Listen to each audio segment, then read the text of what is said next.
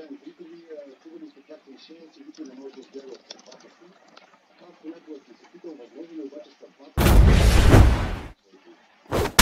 и кому тя е един главен край движение, не знам дали е възможно това да се защо казвам това, защото преди години нашата съдба на моите колеги журналисти и мен се преплете с една млада дама, много позитивна, една певица, изпълнител, който тогава в този период така харизма, беше достатъчно смел.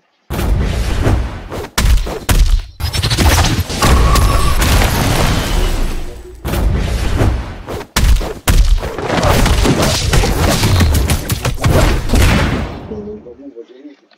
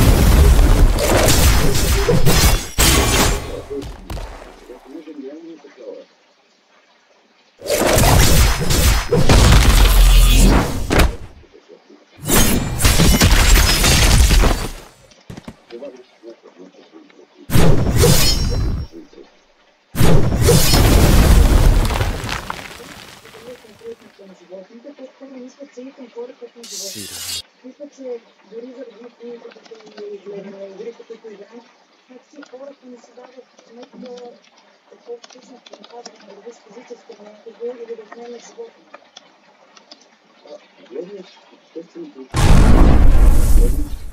медиите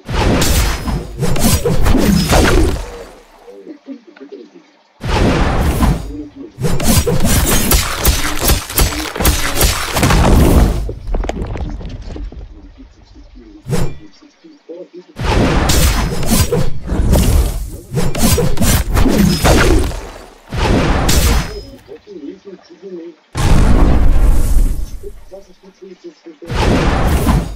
Защото твоята разтворение за потъне вижда. А грешната има дори не се случи физически, не случи.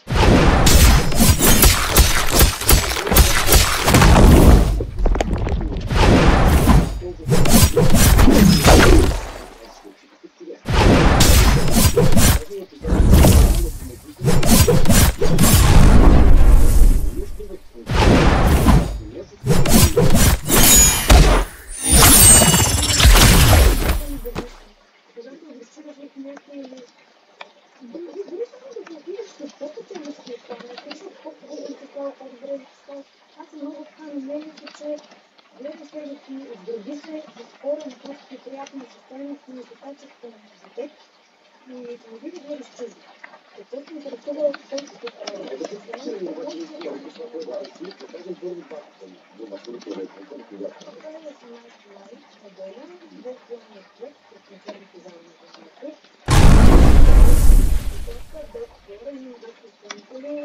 който е